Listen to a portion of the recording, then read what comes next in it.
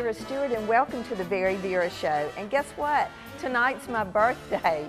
That's right, that's one of those things you don't necessarily brag about when you get to be this age, but I am bragging about it, and I'm so excited and certainly glad that you're joining me tonight because I'm going to share a little secret with you. Some of you may know that I'm working on the VeryVera cookbook, and as I go through this process, it occurred to me that wouldn't it be fun to start teasing all of you out there in the audience about what the cookbook's going to be about and maybe sharing one of my favorite recipes tonight. So as a child, my favorite cake was German chocolate. So tonight, that's what we're going to make, but we're going to take it nice and slow so that any of you in the audience that maybe have never made a cake from scratch, you'll learn a little something tonight. Those of you that have been baking for years might want to try this recipe if you've never made a German chocolate cake. So let's get started. And what we're going to do first is I'm going to introduce part of the cookbook is going to be called Rules of Engagement. And that basically applies to certain techniques that you need to keep in mind every time you do a layer cake or any cake from scratch. So the first rule is to always make sure that you have your ingredients at room temperature. What we're doing first tonight is the icing, so it's not quite as important as it is in just a few minutes when we get ready to start mixing the cake. The second thing is you want to put them on the counter in the order that you're going to use them. It never fails. You might get interrupted. Someone might walk in the kitchen. So if you actually have them in the order that you're going to put them in the mixing bowl or the mixer, then that way you'll keep track of what you're doing. The third thing is to always make sure you have prepared your pans in advance. No matter what kind of cake you're making, it's starting to do its work before it ever goes in the oven. So if you haven't prepared your pan, you're losing valuable time that has to do with the rising process as you get the pans ready. And then finally, you want to make sure that your center rack is in the right place in the oven. You might have broiled something the night before and the rack is not in the center of the oven. So make sure that's in place when you go to preheat the oven. All right, well, let's get started. And the German chocolate layer cake, like I said, it was my favorite growing up as a child, was what I always asked for my birthday. And we're gonna make the icing first because it has to cool off for a few minutes. So what I did prior to coming on the air tonight, I took a stick of butter, I let that melt, then I added in a cup of sugar, and it was already, the butter was really nice and hot. Got it added in, and then I've added in a cup of evaporated milk. And let me point out that something like this is a great thing to have in your pantry. It never fails. You get ready to make pancakes on Saturday morning, you have no milk, this is perfect to have in your pantry. All right, so that boiled and got good and hot, nice and hot. So now what we have now is the mixture is cooled down just a little bit. And we're going to start with the egg yolks. That is the next part of the recipe. So I'm going to put 4 egg yolks just in a stainless steel pan that I can whisk very easily. And the secret here is we're going to be adding a hot liquid to it. So I'm going to get the egg yolks kind of whipped together, and then I'm going to take the warm mixture. It's come down, the temperature has come down just a little bit, and I'm going to start adding that quickly to the egg yolks, just to temperate that temperature of the egg yolks that are at room temperature, but we don't want them to cook. And once I feel like I've made that addition pretty well, now I'm going to add that back in to the saucepan.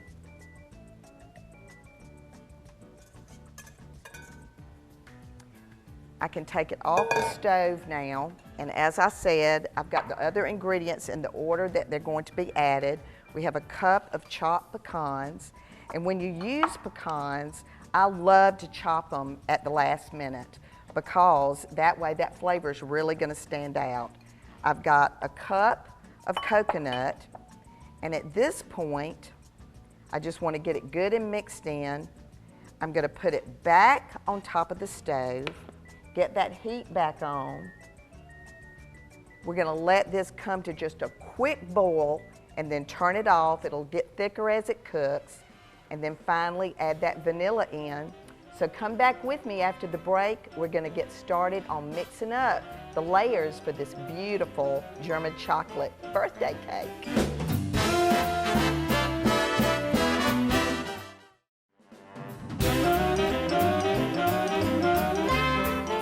welcome back and welcome to my birthday party. That's right, tonight is my birthday and I thought what a perfect way to introduce a teaser for the VeryVera cookbook and share the process of making a cake from scratch.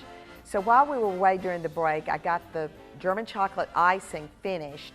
It had to come back on the stove, and as you can see, I needed it to just get those bubbles going. In other words, that's getting everything really nice and thick. I added the vanilla extract after that process, and now it's in the refrigerator getting good and chilled so that we can use it in just a few minutes to ice this cake. All right, we also talked about making sure that all of your ingredients are at room temperature. So prior to coming on the air, I was a busy bee during the break, I took 2 sticks of butter and 2 cups of sugar, and I have blended that for 20 minutes. So we got this started early on, and the reason for that is you're trying to get a very, very light and fluffy process. I creamed the butter, then I gradually added the sugar, and what you're looking for is what you see now, a very light and fluffy batter that also is not going to make any noise when I go to scrape the sides. That's one of your cues that you have done it enough. If your ingredients are at good room temperature, then it's going to be an easy process for this too, but there's no granulated sugar sound right now on this at all. All right, so this is ready. I've scraped down the sides really well. I went all the way down into the bottom of the bowl while it was mixing and got the sides scraped really well. Now it's time to start adding the other ingredients.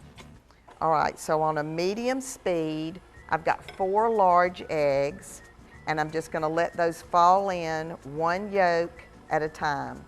So it's very, very easy just to get the eggs cracked and in a bowl like this, and they literally will just fall overboard, really easily. Instead of having the eggs there in the shell and having to crack them one by one, this is part of the rules of engagement, is having all of your ingredients in place as you go.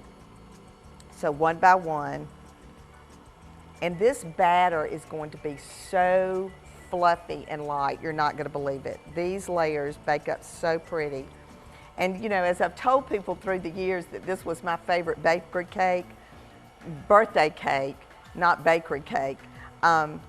In the book, I write about the fact that I was kind of a cake snob when I was invited, even as a 7-year-old, to a party. If it was one of those Crisco icing cakes, I wouldn't even eat it because I loved things like German chocolate made from scratch cakes. All right, so that's 4 eggs in.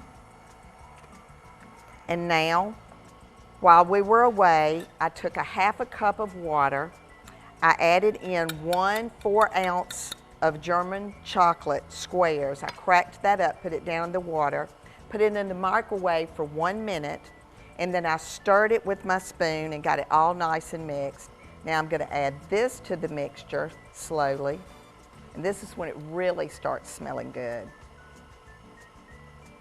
So what I want and hope to accomplish tonight is for anybody that's never made a cake from scratch, that they're going to have the opportunity to see that it's really not that hard to do.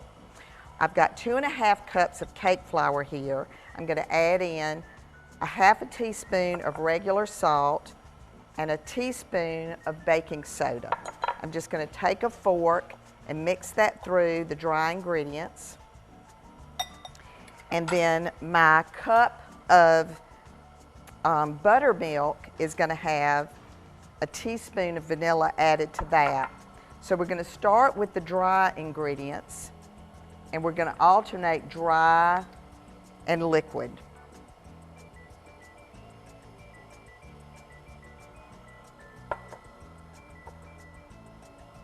So this just goes in a little at a time.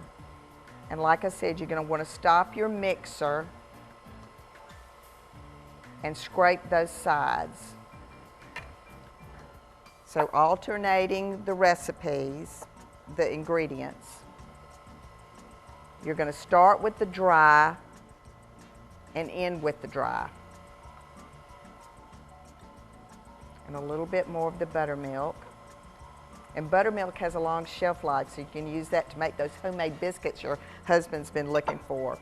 Okay, I'm going to stop the mixer and scrape the sides. And when we come back from the break, I'm going to show you how to get these in the pan, separate the batter so you've got an even distribution, and then get those in the oven and get started on icing. So come back with me in just a few minutes.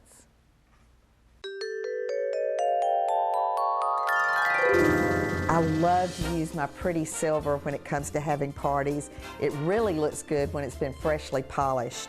But there are 3 foods that are enemies to silver that I want to point out to you when you're using your good silver. Hard-boiled eggs, lemon, and mayonnaise will corrode and damage permanently your silver. So let me give you some suggestions on what to do if you want to garnish with any of those, or the foods that will be displayed on those have any of those ingredients. Just use some pretty lettuce or cabbage leaves on the top. You can go all the way around the inside, leaving the outside where it shows. And then when you get ready to garnish, you can put the garnish directly on the lettuce leaf. It does not come in contact with the food. This would be pretty with chicken salad or any sort of dish. So just remember, don't let any of those ingredients come in contact with the silver, and be sure to clean it well when you're finished.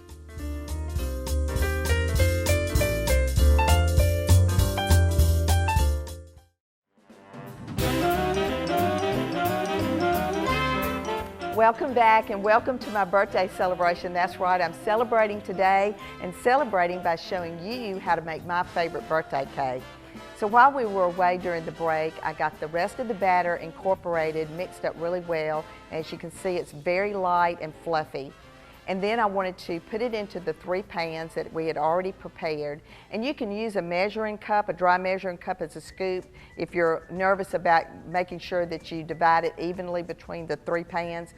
I've done it so much I kind of know exactly how much goes in the pan, but that's a good tip if you want to make sure that you've done it correctly between the 3. Then you want to take a rubber spatula and just even out the batter in the pan. And then I lightly tap, just drop the pan twice on the counter to get any air that's incorporated out. We've put it into a 350-degree oven for 20 to 30 minutes. And this is based on your particular oven, whether it's gas or electric, and how it cooks. The weather outside, whether it's really humid that day, whether it's a cold day or a hot day, affects the temperature of your pans and how cool the batter or how warm the batter is. So just have a cake tester handy. You want to be able to make sure that it doesn't cave in when you put your finger on the top of it. So those are ways that you can test the cake. Now the icing that we made in the first segment, what I made before has really gotten nice and firm. It's almost candy-like. That's what it looks like when you get ready to spread it on the cake. What I made today on the show that has not been refrigerated is still nice and gooey and runny.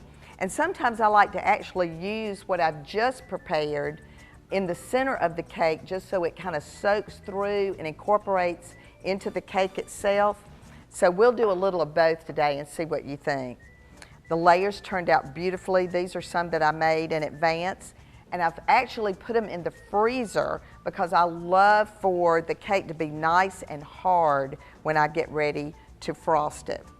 So a beautiful heirloom cake stand that was my grandmother's, and this is her recipe. That's what I'm going to use to do this special birthday cake. So I'm going to start with some of the little bit gooier icing, and I'm going to put about 3/4 of a cup in the center of this cake. And since the cake itself is cold, this is going to set up pretty well when I start spreading it. I love to use a little spatula, but some people like to use the longer one. And some people like to use the inverted spatula, but I'm very comfortable with the short one. If you've got one of the cake runners that can incorporate and turn the cake wheel, that's really nice if you do a lot of this sort of thing. But any of your cake stands will turn on your counter. All right, so we've gotten that nice layer done. It's just about 1/4 of an inch on there. Now, we're gonna take the second layer, and I've kept the wax circle that was in the bottom of the pan as a way to keep the cakes while they're in the freezer. And you want to just lightly press down on the top. So again, I'm gonna use some of the runnier icing there. And you're just doing just a quick motion to spread that. And for those of you that have never made a cake from scratch, this is a great one to practice on because there's no real formula to the way the icing looks. There isn't any special technique. All right, I'm gonna top it with that third layer. And this is where you start with the heavier icing, and we're gonna do the sides first.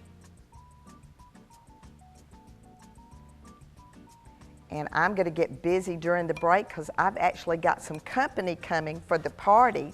So we're gonna get this cake finished up while we're away on the break, and when we come back, we're gonna slice the cake and I'm gonna introduce you to some of my special friends. So come back with us in just a few minutes.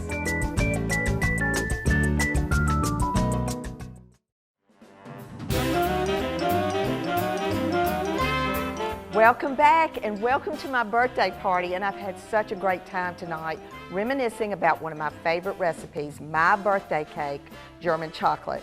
And while we were away during the break, I was able to get the layers out of the oven that we put in previously. As you can see, they're nice and golden brown, just perfectly cooked. I put them on cookie cooling racks, cake cooling racks, and then once the pan was nice and cool to the touch, I was able to flip them over, and that's how you properly do that when you're getting ready to do a layer cake.